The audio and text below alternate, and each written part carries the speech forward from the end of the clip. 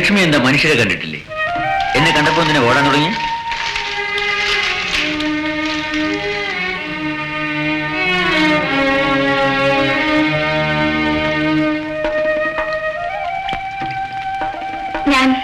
ഞാൻ പോട്ടെ. അവിടെ നിൽക്കൂ. ആകാശം ഇടിഞ്ഞു വീഴുന്നെങ്കിൽ വീഴട്ടെ. എന്തിനാണ് ഇവിടെ ഇങ്ങനെ ദുഃഖിച്ചു നിൽക്കുന്നത്? ഞാൻ വെറുതെ. ഞാൻ നിങ്ങളുടെ വീട്ടിന്റെ പരിസരമൊക്കെ ഒന്ന് ചുറ്റിക്കാണുകയായിരുന്നു. എന്തു മനോഹരമായ സ്ഥലം. അങ്ങനെ ഗ്രാമത്തിന്റെ സൗന്ദര്യം ആസ്വദിച്ചുകൊണ്ട് നിന്നപ്പോഴാണ് യഥാർത്ഥ ഗ്രാമലക്ഷ്മിയെ കണ്ടത്. നീ നമ്മളെ വരവും പ്രതീക്ഷ ഇങ്ങനെ നിൽക്കുകയായിരുന്നല്ലേ? ഏട്ടന്റെ ഒരു കൂട്ടുകാരനാണ്.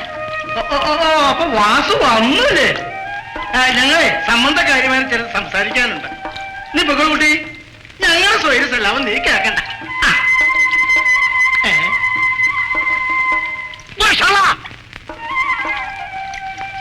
താനിവിടെ നിന്ന കാരണമാണ് അവൾ ഓടിപ്പോയത്.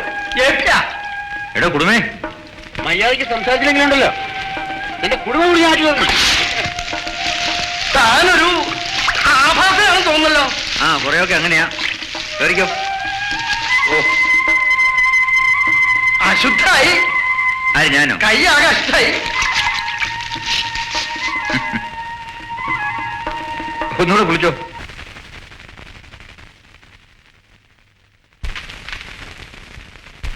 ലക്ഷ്മിയെ വൈദ്യുതി കണ്ടു. അവളുമായിട്ട് അല്പം രസീയത്വങ്ങള് സംസാരിച്ചുകൊണ്ടിരുന്നപ്പോ തന്റെ ചങ്ങാതി ശുംഭൻ എന്റെ മുണ്ടിലൊക്കെ വെള്ളം. വാസു ബോംബെയിൽ നിന്ന് വന്നിട്ടുണ്ടെന്ന് പറഞ്ഞ് തിടുക്കത്തിലെ കാര്യങ്ങൾ സംസാരിക്കാൻ നമ്മൾ പോന്ന. ഏത് കാര്യങ്ങള്? മുത്തശ്ശി ഒന്നും പറഞ്ഞില്ലേ? മുത്തശ്ശി പലതും പറഞ്ഞു കാണും. ലക്ഷ്മിയുടെ സംബന്ധകാര്യം 90 കഴിഞ്ഞിട്ട് വിവാഹം കഴിച്ചില്ലേ? 90? എന്താ കഥ? 60 കഴിഞ്ഞ് കുറച്ച് കൊല്ലങ്ങളൂടായി, അത്രേ ഉള്ളൂ. സംബന്ധത്തിന് ഈ വയസ്സ് കൂടുതലൊന്നുമല്ല. എനിക്കിപ്പോഴും നല്ല ആരോഗ്യം. നോക്കൂ, മകളുടെ കല്യാണം കഴിഞ്ഞു. അവളുടെ കല്യാണം കഴിഞ്ഞു, 2 കുട്ടികളുമായി, വെട്ടപ്പാടുകളൊക്കെ തീർന്നിരിക്കണു. അതുകൊണ്ട് തന്നെയാ ഇവിടെ ഒന്ന് സംബന്ധം കൂടിക്കളയാത്ത കാര്യം. നിങ്ങൾക്ക് വിവരമുണ്ടോ? സംബന്ധം കൂടാൻ വന്നിരിക്കുന്നു. ഒരു കാര്യം, ഇത് പണ്ടത്തെ കാലമൊന്നുമല്ല. വിഡിത്തം പറഞ്ഞുകൊണ്ട് വന്നാലേ കിട്ടുന്ന വാങ്ങി പോകേണ്ടായിട്ട് വരും. വല്ല അമ്പലത്തിനും തിന്നേക്ക് പോയി നാമം ജപിക്കുവേ. തന്നെ ഞാൻ കാണിച്ചാ. ഞാൻ കണ്ടിട്ടുണ്ട്. ഇത് ലക്ഷ്മി മറ്റൊന്നുമല്ല. അവിടെ ഇവിടെ കയറി പിടിക്കാൻ ഉടക്കണി ബന്ധം ഞാൻ ഒന്നും പറയണില്ല. ഏതായാലും അശുദ്ധിയാക്കി കുളിച്ചേ പറ്റൂ. ശുംഭൻ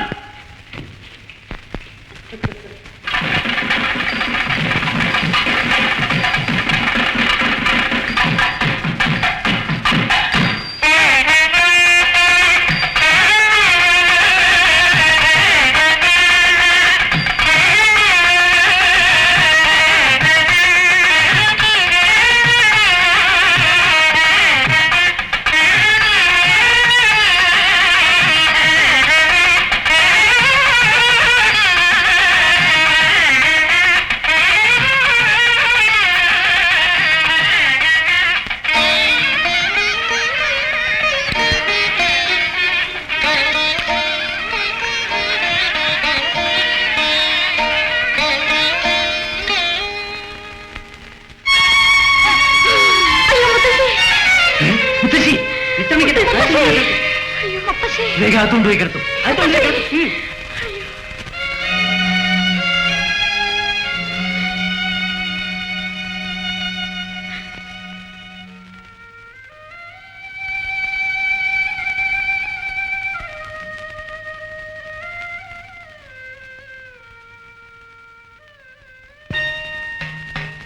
ലക്ഷ്മി,